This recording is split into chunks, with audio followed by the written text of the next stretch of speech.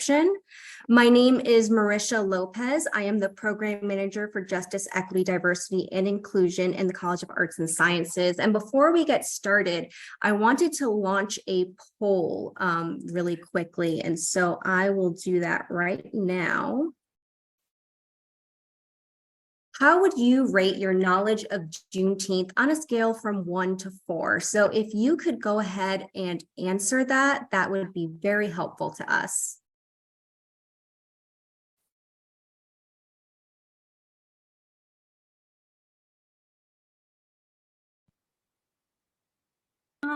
The poll has 2 questions. I'm assuming you only want us to answer the first one since the second one is after the presentation. Yeah, sorry about that. That was supposed to be, that second one's not supposed to be there. Sorry about that. Yeah, it's not actually letting submit though for just the first one. Just FYI. Okay. I'm sorry, everyone. If you could go ahead and just answer the first question there and submit it, we'll just pay attention to the first question results.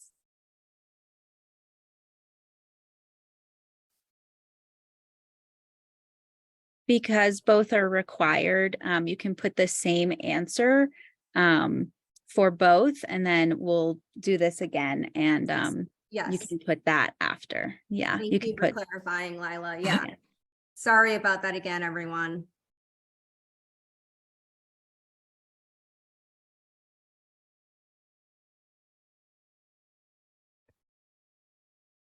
Okay, so I think we have everyone's response. It looks like most people have responded. They have some knowledge of Juneteenth, with a couple of people saying they know a lot and a couple of people saying they don't know anything about Juneteenth. So thank you all for participating in that poll. And I am going to pass it over to Dr. Patricia Gonzalez now. Thank you so much. So we just want to remind folks that this conversation is being recorded today, and we will also share it so that you can share it with your networks. But if you do not feel comfortable with the camera on, feel free to turn it off. But we do hope if you're able to keep that camera on so that you're engaging. We also want to invite you to use the chat and other forms to engage with folks in this space. And so just welcome to the space. My name is Dr. Patricia Gonzalez. I am the Assistant Dean for Justice, Equity, and Inclusion in the College of Arts and Sciences. We are super excited to host Dr. Lawrence here today and to have you all be a part of this moment with us today. But before we get started, we just want you to sit with why today is so important. It's been 2 years since the Federal Juneteenth Holiday was signed into law with an overwhelming bipartisan support, but many questions remain about the holiday, its purpose, and the legacy after national recognition. What has recognition as a national holiday meant for understanding the full and complex history of Emancipation Days across the nation is another question folks are left wondering. What does a national holiday center around the emancipation look like after 2 years? And we also wonder, what does programming and other ways of engaging with today's topic have to do with the work that we have to do more when it comes to Juneteenth? While today we're honoring programming and celebrating Dr. Lawrence and thanking her for being here today, we also want to remind you all that programming and celebrating is just one element of Juneteenth's place on campus. We hope that you really take this time to reflect and that you start to understand and unpack the disparities that do exist on CU Boulder's campus and any other campus that you may be sitting on, and how we can do better by our students, faculty, staff, and the community that we serve and sit on, the land that we sit in.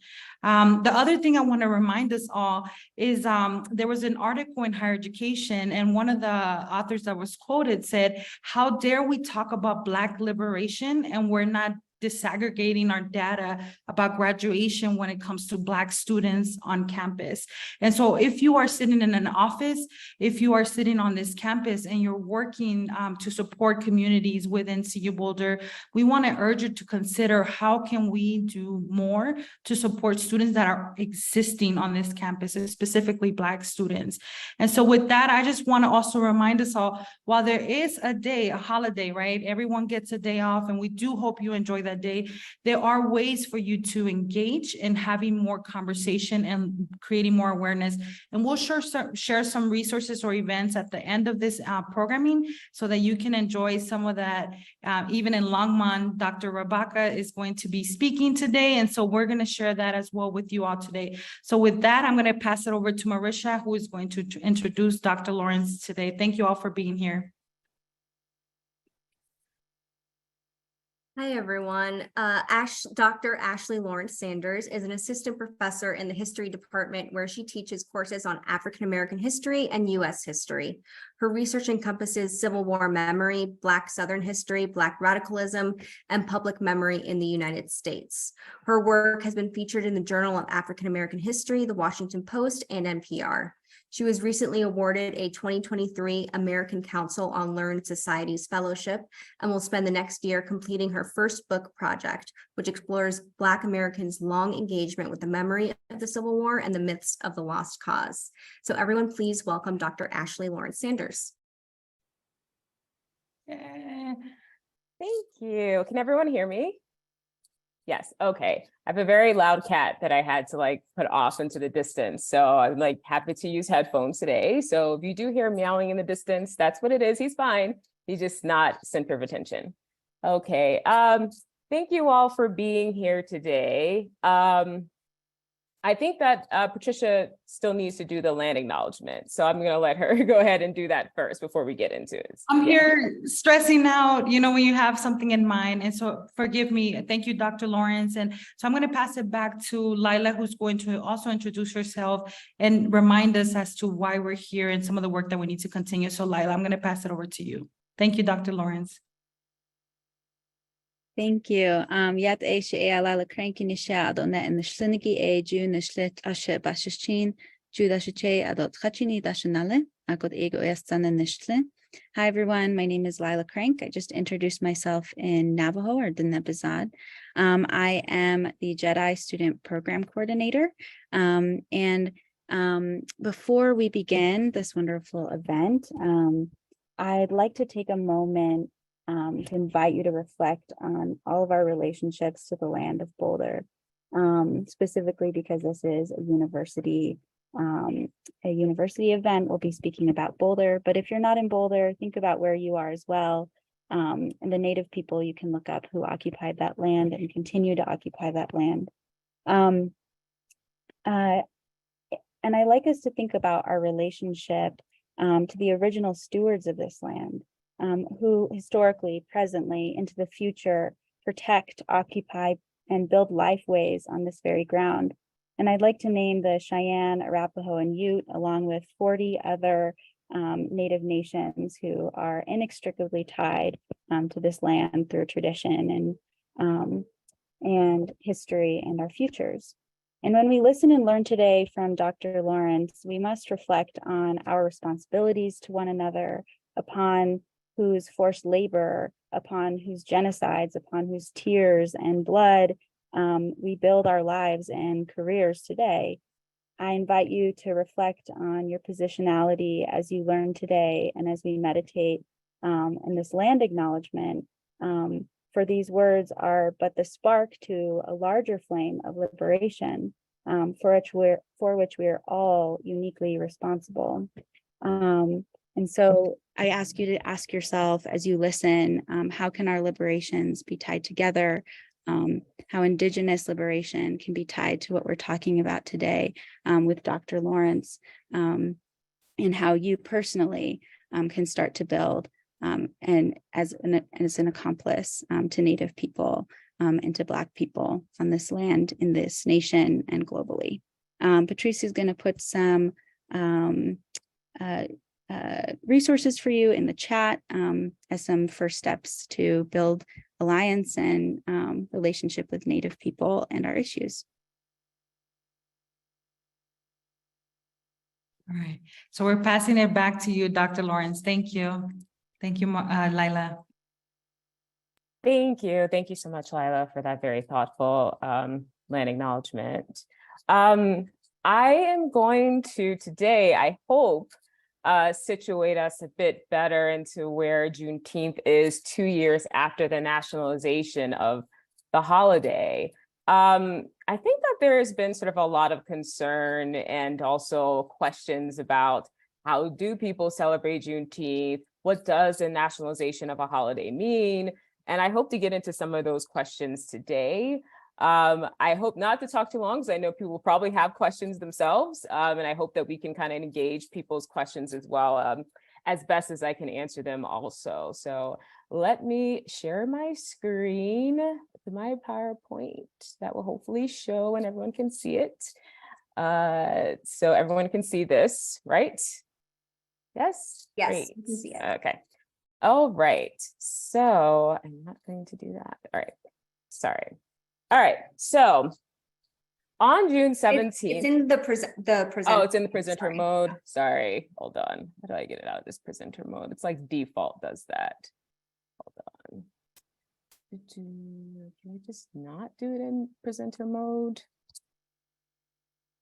Does this take it out of presenter mode? No, it doesn't. I mean, I guess it doesn't technically matter, but I don't know why the default is for it to go into presenter mode necessarily. Hold on. All right. Nope, still in presenter mode. Hold on. That's so weird. Okay, better? All right. Yes, perfect. All right. So on June 17th, 2021, about 2 years ago, President Joe Biden signed signed into law this bill to make June 19th or Juneteenth, as we call it, a federal holiday. Perhaps apropos, this was the first new federal holiday since MLK Day was named as a federal holiday in 1983. So we had this very long time of a federal holiday being named. And then the next one, of course, is Juneteenth 2 years ago. This had happened after decades of lobbying, actually, from various people, mostly Black Texans that have celebrated the holiday. They've been lobbying since the 1980s and 1990s to get this sort of nationally recognized. And there was sort of a national recognition bill that had come up, but it was not, sort of named as a federal holiday that people would get off. Of course, as we very well know, this holiday was born out of a very tense and violent moment in our nation's history, right? The acceleration of the holiday happens because, of the 2020 Black Lives Matter protests. I mean, that's obvious to anyone who paid attention to, right? The murders of Breonna Taylor and George Floyd and the massive protests that happened across the nation as a result of that then led to this increased push from that June on to name Juneteenth as a federal holiday. There have been people trying to get a National Emancipation Day named for some time to that point.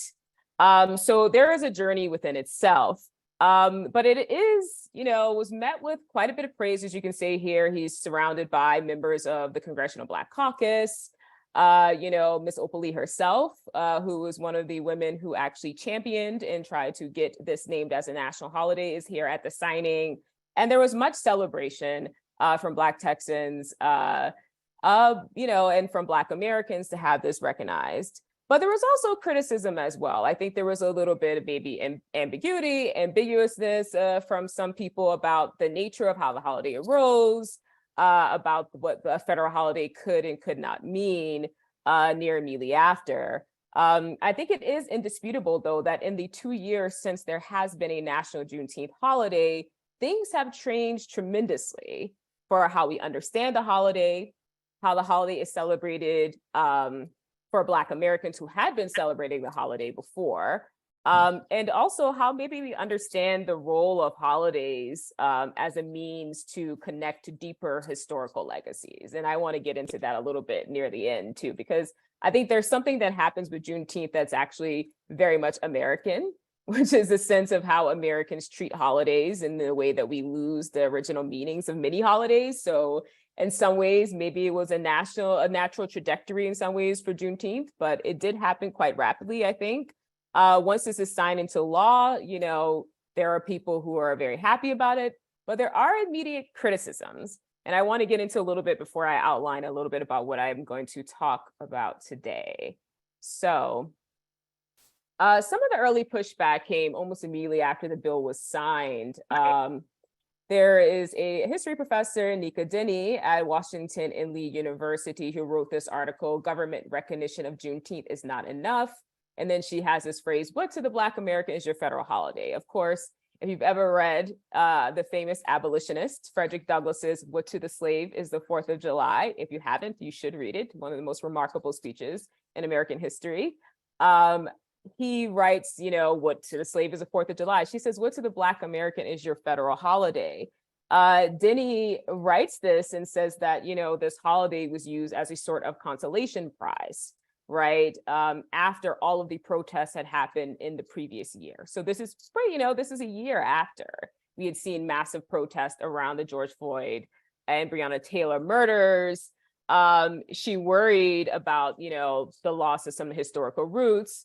But she also talked specifically about how national holidays were sometimes used to de-radicalize and de-racialize, in her words, historical legacies. So she talks about the MLK holiday specifically. If you're curious about what I think about that, I also talked about this in CU Boulder's online site a few months ago. But she uses the MLK federal holiday as an example of the ways in which people don't really understand the full legacy of MLK, right? And because of that, the national holiday, has somehow also whitewashed his legacy. And there's worry that, this will also happen to Juneteenth. But she also speaks very specifically to the moment of 2 years ago, where she says that, she mentions that, this happens near unanimously. I think it passes the Senate unanimously, it passes the House near unanimously, right? This is something that both rarely enough, Democrats and Republicans came together overwhelmingly to do. And she says there's a stench of sort of hypocrisy here, as, both, houses are stagnant on voting rights legislation.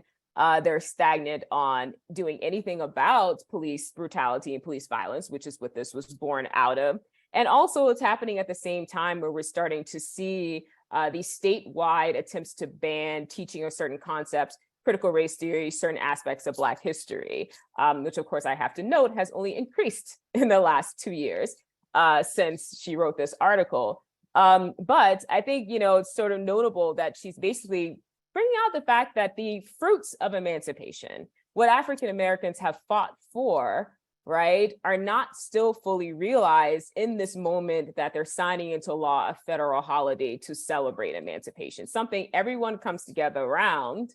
But as she notes, people cannot come together around protecting the very same rights that African Americans fought so hard for after gaining their legal freedom. So she does point out this critique, and this is not an isolated critique, is what I would say. It's not one that's sort of isolated in the sense that at the time when it emerged, when there are activists who were still very frustrated about sort of the lack of movement on the federal level, there is this bill that still was never passed. I think it's called the George Floyd Act, which was an act to actually try to curb some incidents of police brutality, which some activists said had not necessarily gone far enough.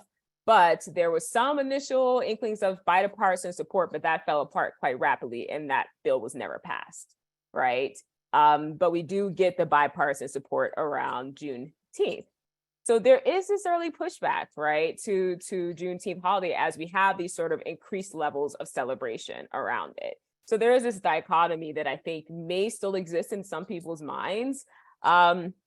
And I do think I want in my talk today to provide some historical background to, these contemporary discussions, right? How can we broaden our understanding of what a national Juneteenth holiday means? Beyond just, 2 years ago, Biden signed this thing into law. And now, there's more music and festivals and parades than there were 2 years ago, right? So I'll be covering these points sort of under maybe, hopefully the provocative question of what was gained and lost, maybe, in the nationalization of the Juneteenth holiday. First, I'll probably briefly, very, very briefly discuss the history of Juneteenth. Last year, I know the office did have a Juneteenth presentation, which I think is also on YouTube, about the history of Juneteenth. So I won't go overall in that history. I'll just give a brief overview of that history of Juneteenth. but I think also I want to talk about the broader history of emancipation celebrations in the United States, right? Which, you know, do not start with Juneteenth, despite some historical websites that I have read. As a historian, I'm ultra critical of, you know, historical websites. And I've read a couple that said that, you know, Juneteenth was the first, you know, emancipation celebration in the United States. And I was like, that's not true. It is a very important one, but it was not the first by a long shot, right? So we'll talk a little bit about this long history and why understanding the long history in the many different emancipation days that exist matters for understanding maybe some of the concerns about Juneteenth becoming a national holiday in particular. I'll talk a little bit about what happens during emancipation celebrations, and then sort of ending with, you know, some of the concerns around what some of the concerns have been around nationalizing Juneteenth, and maybe like a final bit around, you know, what we think, you know, national holidays do and serve, and do we think that Juneteenth, the meaning of Juneteenth, has changed tremendously in these last 2 years. So like I said, I hope that, you know, to get through this fairly quickly so we actually have time to kind of discuss this topic a bit as well.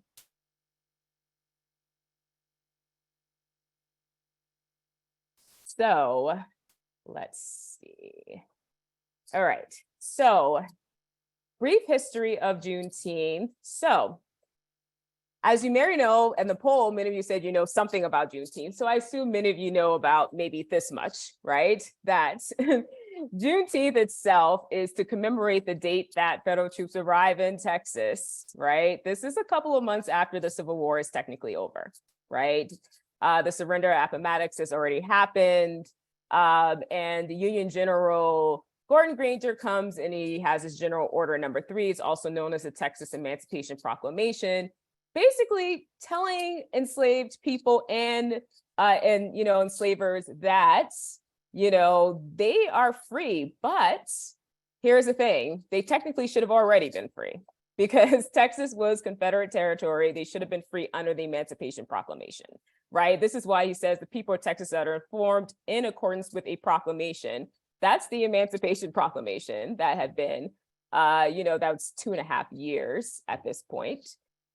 So at that point in time, he's basically telling his people, this is in Galveston, that, you know, this is it. Slavery is over, you know, final thing. So people started celebrating Juneteenth in Texas, right? Pretty much immediately, like they celebrated emancipation pretty much immediately nationwide. And Juneteenth is often celebrated as technically the last place where enslaved people were freed, but I would not be a historian if I was like, not quite legally, right?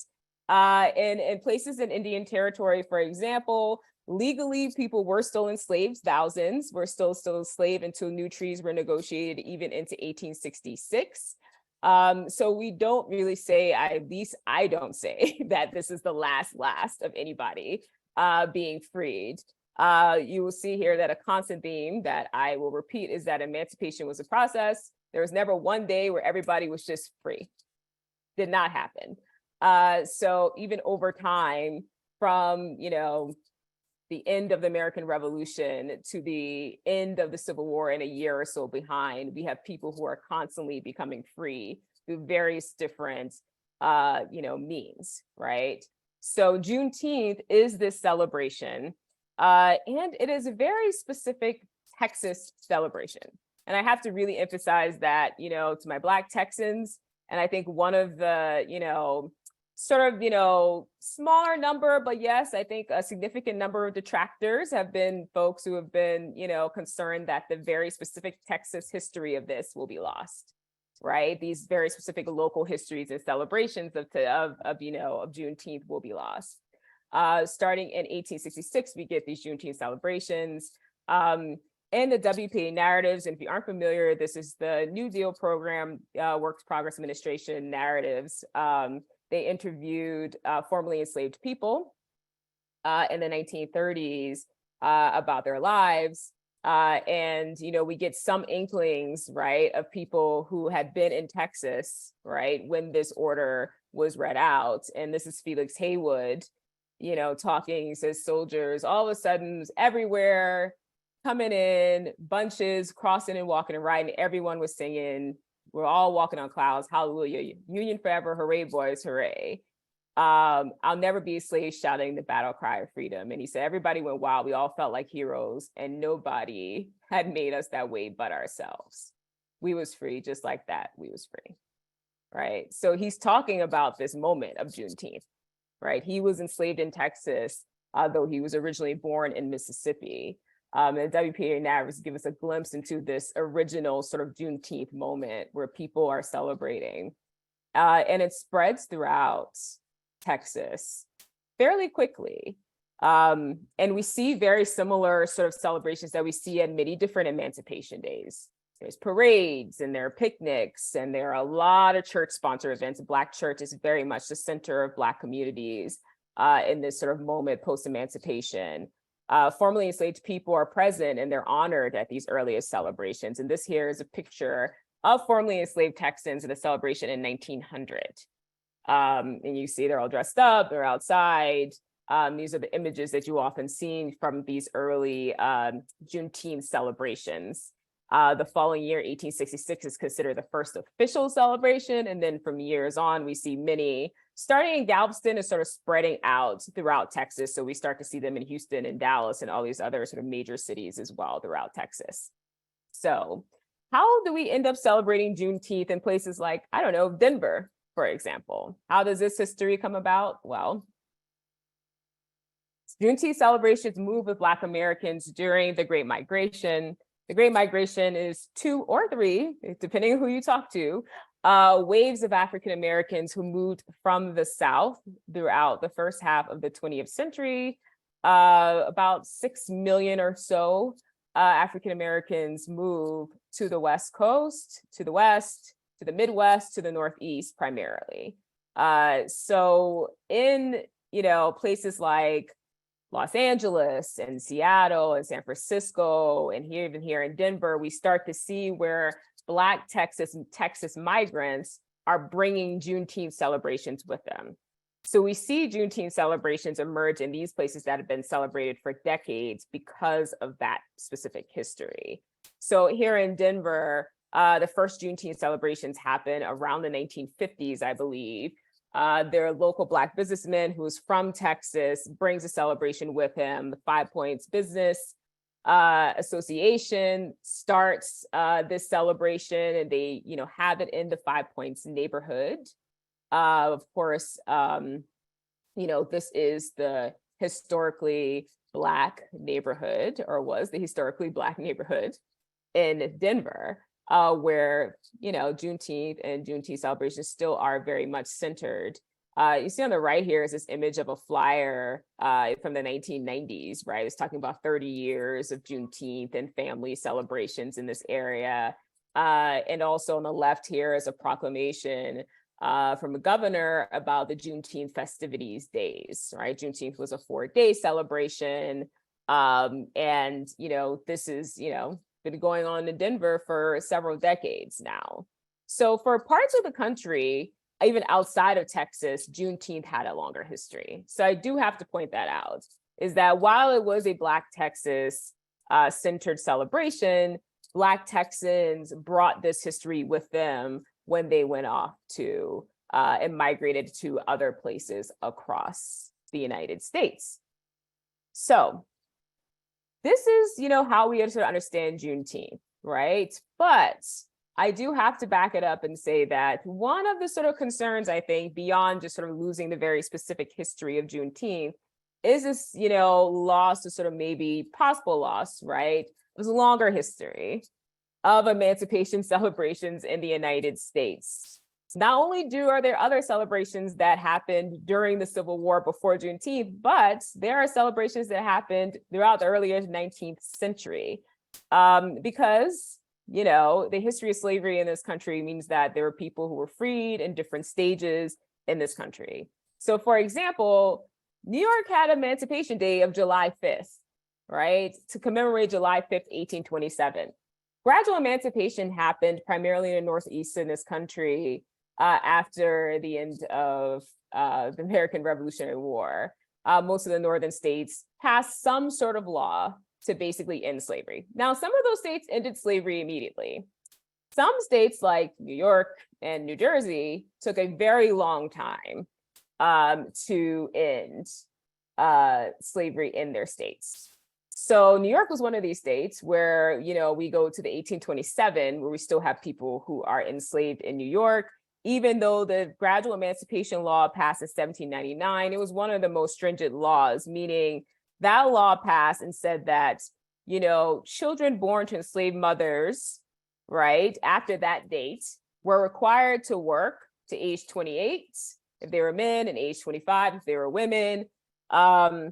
And nobody was actually sort of immediately freed because of this, right? An additional statute was passed in 1817, which basically said everyone that was born before 1799 would also be freed on July 4th, 1827.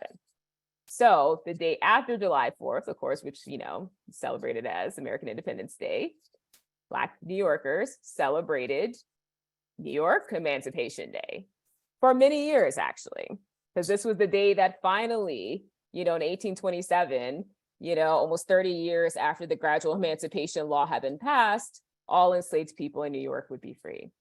So there is an Emancipation Day that's celebrated, right? This is a news article, right? Which is kind of, you know, a very dry article, but it's like, you know, celebrated by a large and respectable body of our brethren in this city, right? They're being respectable, right? When they celebrated. But we know that there were Emancipation Day celebrations and addresses given. By 1838, we see more Black people throughout the North celebrate August 1st, which is commemorating the emancipation of enslaved people throughout the British Empire. So many of the Caribbean islands, that's their Emancipation Day and still is their Emancipation Day. So August 1st becomes more widely celebrated throughout the nation after that point, including in New York. So yes, even the 1820s and 1830s, people are celebrating emancipation, right? So we have Emancipation Day celebrations even before the Civil War.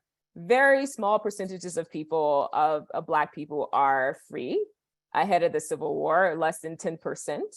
But they are celebrating, you know, in these sort of local places where they are. One of these dates, normally it's August 1st at this point in time for a while.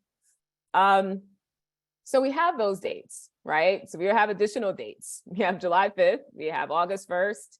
There are many more other dates, right? Primary among these dates, of course, is January 1st, which is the day in 1863 when the Emancipation Proclamation goes into effect in the United States. And this is a day in which immediately enslaved people are celebrating.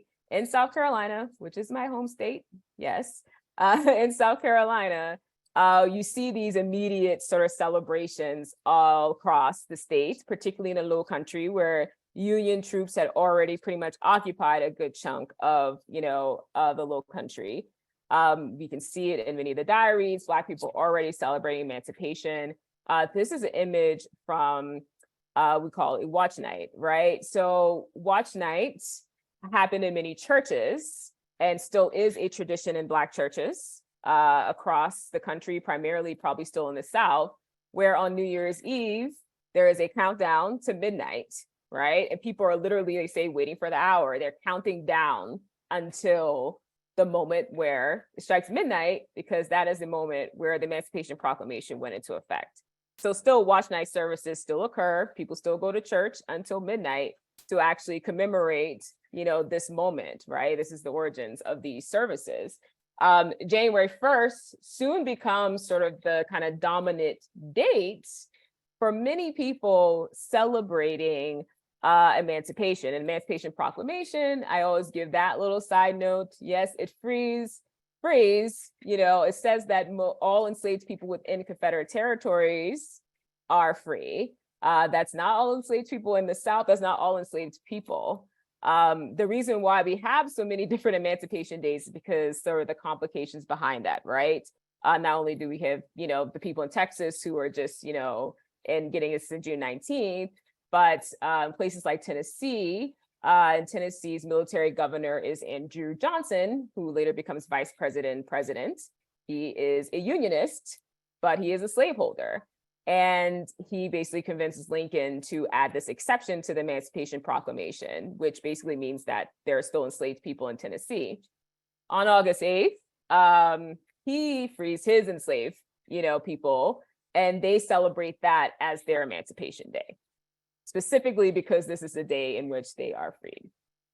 So there are very specific histories. These are not all of them, by the way. These are just some that I'm about to show you on this next slide. The many Emancipation Days that have existed across the United States and were celebrated for many decades within these localities, by the way. April 16th in DC, this is still a DC holiday, by the way. This is a DC Compensated Emancipation Act Day, which is, commemorating 1862. Slaveholders are compensated. And enslaved people are freed in DC during the war. There's May 20th in Florida. This is the first readings of Emancipation Proclamation in that state. Richmond is April 3rd. That's the day the Union Army captured Richmond in 1865. Kentucky and Tennessee have this August 8th, November 1st in Maryland. There's also, I believe, there's September 22nd. We'll talk about in Ohio, because that's when the preliminary Emancipation Proclamation was read out. There are probably other days I'm not even thinking of right now. But the point is that beyond Juneteenth, there were many different Emancipation Days that were celebrated because, like I said, there was not just one single time when everybody was free or everybody knew they were free, everybody decided to celebrate that they were free. And these have very specific local Black historical celebratory traditions behind them, right? These aren't just days that people just named. These are days that people celebrated. I mean, if you go to the Black historical newspapers in these states, you will see celebrations that go on to the early 20th century in a lot of these states. In places like Colorado, where you had a lot of migrants from many different places, many different dates were celebrated. There were people who celebrated August 8th in Colorado. I saw ads in, the Statesman, the Statesman, a Black newspaper, for August 8th celebrations, probably because of people who had come from Kentucky and Tennessee. I saw, of course, the January 1st, Emancipation Day celebrations going on, like advertisements for, balls and picnics, etc. So, people came and brought whatever their local traditions were with them because those local histories really did matter for understanding how the process of emancipation happened. No single time, right? So what were emancipation celebrations like? Well, they were celebratory. They were sometimes raucous. They were sometimes so raucous that the more respectable Black middle-class folks did not like these parades.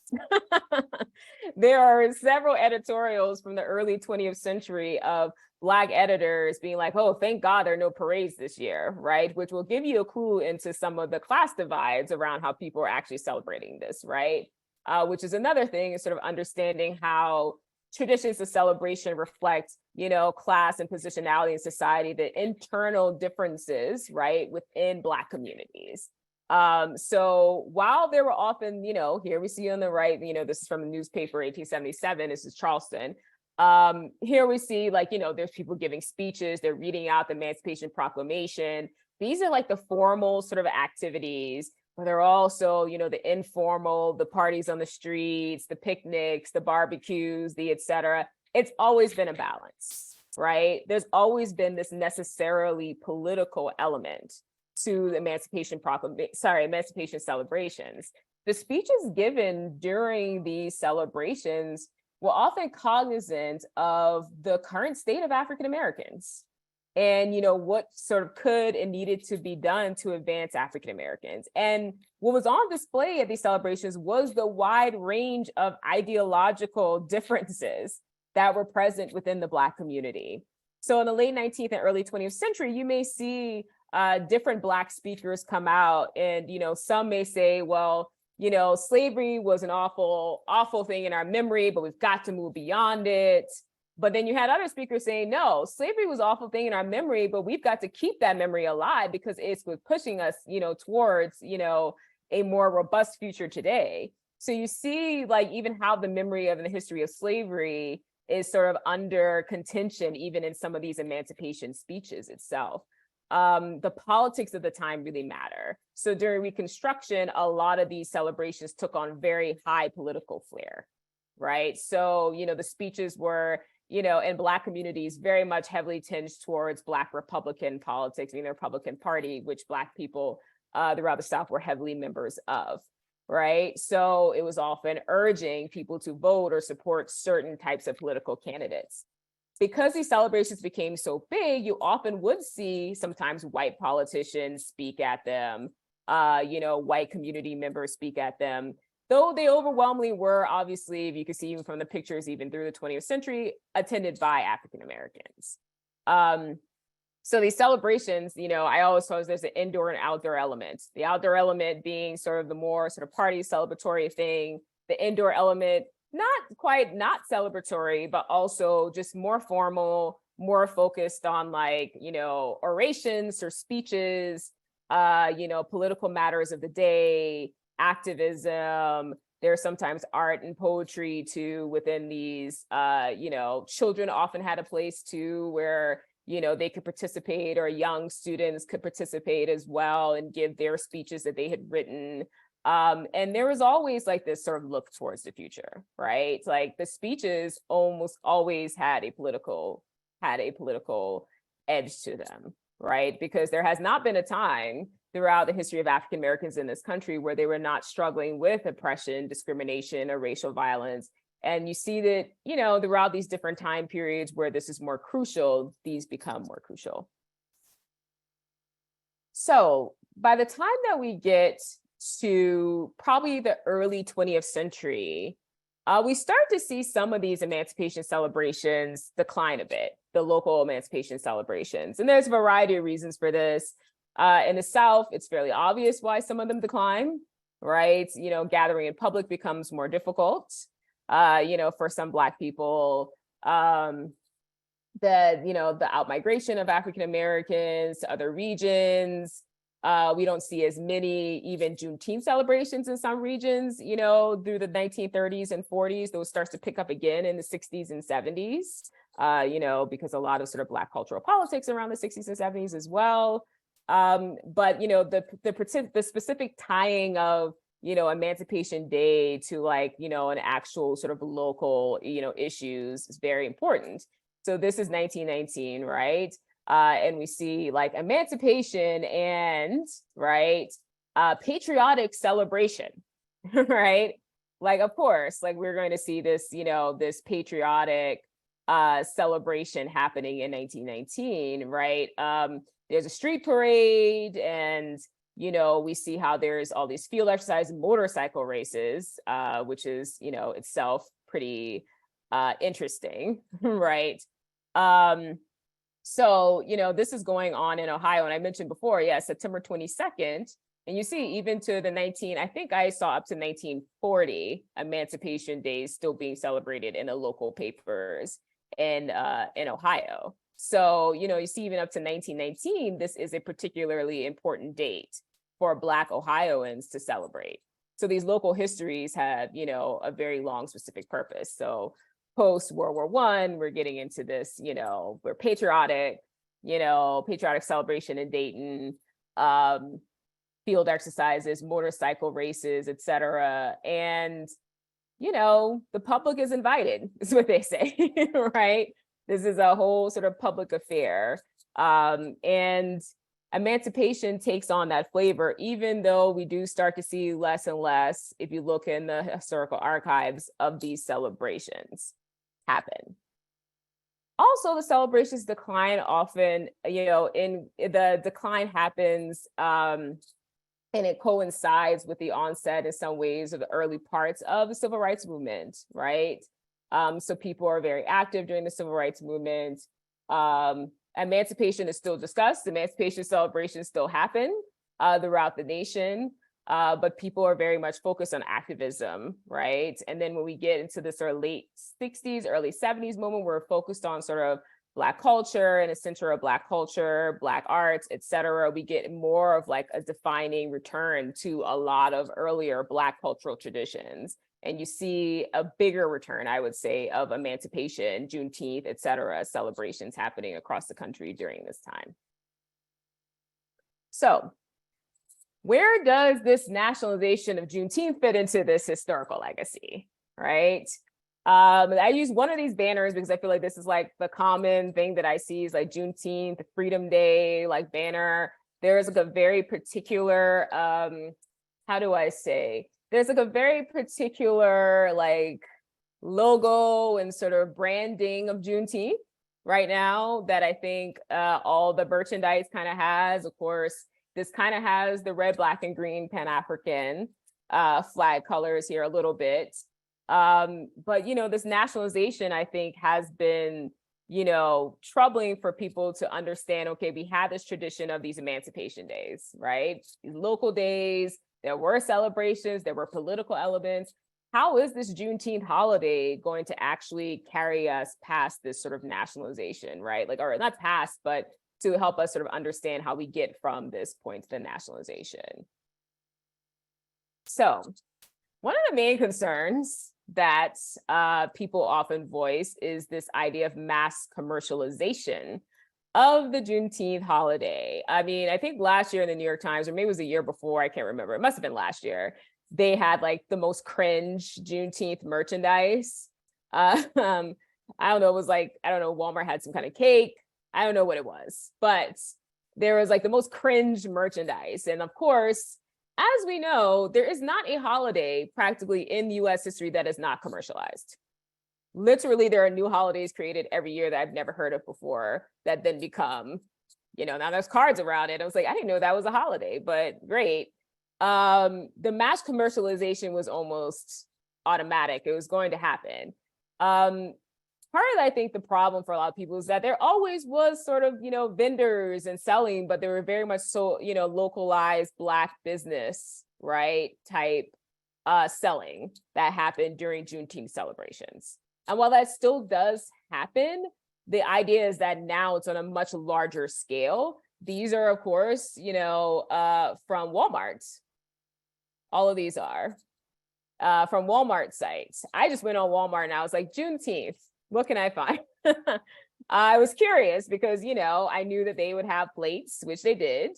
You know, there's even this yard sign, Juneteenth vibes. I don't even know who would put that in their yard. Maybe somebody is, I don't know. I'm not going to judge, but there are like these, you know, there are the 1865 balloons, which look like birthday balloons. There are tons of Juneteenth t-shirts, which have kind of always existed in like the old school sort of Juneteenth celebrations, but now of course they're being sold at Target and Walmart, right? Occasionally you will see that Target and Walmart say that things are specifically Black owned. But I have to note that, you know, these here that I've put here are not Black owned. Right? These are sort of mass companies that are selling these supplies. You know, everything down to a party banner and the plates and the balloons and the yard sign, right? And these are just sort of a symbol, right, of what this mass commercialization looks like. I think it also means that, you know, Juneteenth events now have tons of corporate sponsors, many, many more than they probably had years before. On this, a specific sort of side notes, you know, when I was, you know, talking to a local person who actually does my hair, and she's from Denver, and I told her I was talking about this history of Juneteenth, and you know, I wanted to hear from her about, you know, how she had grown up celebrating, because she actually has family that's from Texas too. And I was like, well, you know, how has the celebration of Juneteenth changed? You know, she's in her 50s, and wow, let me tell you, she unloaded. She unloaded. And this was sort of one of the elements that she talked about, was how commercial it was and how far it had come from what it used to be a few decades ago, right? She talked about how she, as a business owner, used to be able to rent a booth, you know, the Juneteenth celebration, and now it was several $100s more for her to do that. Right. So even ostensibly, if some of these sort of opportunities, if we're going to talk about quote unquote business opportunities, are there to increase Black business, they're now becoming out of reach for Black business owners. Right. And in particular, the local Black business owners. And then we see the merchandise that emerges and who's making money off of the merchandise emerges. I think this was sort of one of the more visible sort of critiques of what the nationalization of the holiday would mean. Inevitably, if you go from a fairly small number of people knowing about something to a much larger group of people knowing about something, it's going to become, you know, commercialized, consumed, et cetera, at a mass scale. That's just what happens. The other element of that too, I think, is, and to get to this point, you know, that I talked about earlier about the local Black histories, this is the erasure of local Black histories here that is possible, right? Because Juneteenth has been elevated to a national holiday. I think, you know, this is from Charleston, not to pick on, you know, the area I'm from a very small town, but I'm from outside of Charleston. But Charleston has a Juneteenth celebration like almost every city does now. Charleston did not celebrate Juneteenth like that when I grew up. I'm just going to be frank. We didn't. I knew what Juneteenth was, of course, but it was not something that was celebrated because, as I said, Emancipation Day was celebrated January 1st, and there still is January 1st Emancipation Day and a parade and everything in Charleston. Now you have the Juneteenth Charleston website, and they talk about celebrating Juneteenth in Charleston, and they give this history, but they don't even mention that there is an Emancipation Day in Charleston. Right? They don't mention anything about that local specific history. Like, what's the local history of Juneteenth in Charleston? Well, there really isn't one, but there is a local history of celebrating emancipation. So even the way that they're presenting the history on these big celebration websites are kind of erasing some of the local specific histories. And, you know, there's a little bit cut off here, but it's a similar thing in DC, which has a big DC Emancipation Day and has for many years, big celebrations. You know, they have this little blurb about what Juneteenth is, and they also don't mention the fact that, you know, this was a holiday that was celebrated in you know, DC. So we do get this, you know, I think there's sort of a vibe from historians too that we're missing quite a bit from these local histories by elevating Juneteenth. Juneteenth is then creating a different origin story of Emancipation Days as the holiday, right? The date. We then forget, you know, the like very complicated and complex process of emancipation that truly existed in this country. One other thing too, I think, is the decentering of political meanings of the holiday. I mentioned that this holiday was necessarily political. Like there was not, you know, a Juneteenth, an Emancipation Day, et cetera, that did not have some kind of political aspect, some sort of historical aspect, et cetera. A lot of that has been sort of decentered in some places to focus more on culture and art, which within itself is not a bad thing, right? I think the focus on Black cultural elements and Black arts elements is particularly important, but it always came alongside like historical and activist groundings as well. And I do see that that has been missing from some of the schedules, you know, some of the schedules I've seen, not all of them. I think I talked about DC, and DC actually had very specific political things on their agenda, I do have to say. You know, to the left here is, you know, this thing about Nickelodeon and Juneteenth. You know, Nickelodeon was just, you know, the kids channel was very big on honoring Juneteenth, which in itself is not a bad thing, because I think they had a lot of videos on their site actually pointing to the actual history of Juneteenth. I know they helped fund some of the online, if you guys are familiar, blackpast.org is a great site. It's basically an online Black history encyclopedia, written and created by historians, one particular historian out of Washington, but they have basically helped create some of this like Black, like Juneteenth content for children, right?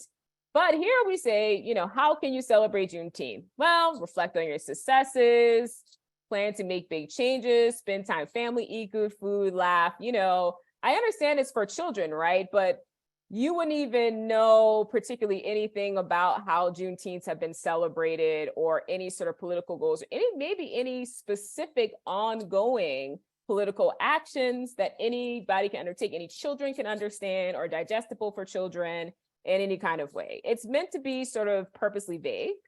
You know, in this particular way, like reflect on your successes. Okay, great. You know, reflect on my success, you know, how it honors Black freedom. That sounds very self-centered to me, at least. But I think that, you know, it does not ask much of, you know, its audience either. And I think that has also been a concern. On the other hand, though, there has been a heavy amount of increased interest in the holiday and the history of emancipation. I think you see like there are so many children's books. It's just from Amazon, and this is just 4. I think I counted like about 18 books for children that were made around Juneteenth. I can't speak to the quality of any of them except this one, which is actually written by my friend, which is pretty good, of our Alicia Norwood's book. She graduated from Howard and she's a historian.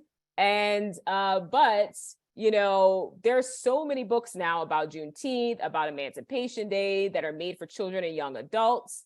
Also, I was very interested to read last year that there was a poll by Gallup that stated that public understanding of Juneteenth had increased over the year since the holiday became a national holiday. And there was more support for teaching the history of Juneteenth in schools, which if you know anything about teaching anything in schools now, that's remarkable. So there have been, I think, very positive aspects. And I have noticed sort of anecdotally, you know, students ask me more about Juneteenth, particularly since the national holiday. They ask me more about Emancipation Days. They're more interested in more about Emancipation Days, which is something I feel like most people knew overall very little about as part of African-American history. So I do think that that has been a very positive development with the nationalization and the increased intention on the holiday. But I do want to close with a bit of provocative, you know, as I always do with my students. I like to, you know, I like to get a little messy, as I like to tell them. So do we think the meaning of Juneteenth has changed? Well, this is a historical image on the left of a celebration of Juneteenth in Texas. Obviously, this Black parade through the streets. And here is in Greenville, South Carolina, this year, their Juneteenth banner, which, as you will notice, does not feature a Black person. These are 2 white people on the banner to celebrate Juneteenth in Greenville, South Carolina. Now, if you know anything about the internet, you know that this hit viral on the internet, and people had a lot to say about it. Originally, you know, they extended an apology around it, of course, about these banners. Of course, if you can tell, they're on the poles, so they're hanging up literally downtown.